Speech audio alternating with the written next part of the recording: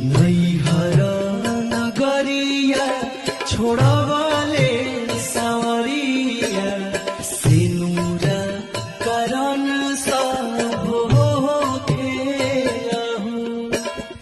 नैहर नगरिया छोड़वाले सावरिया सिनुरा करन सब होखेला हो।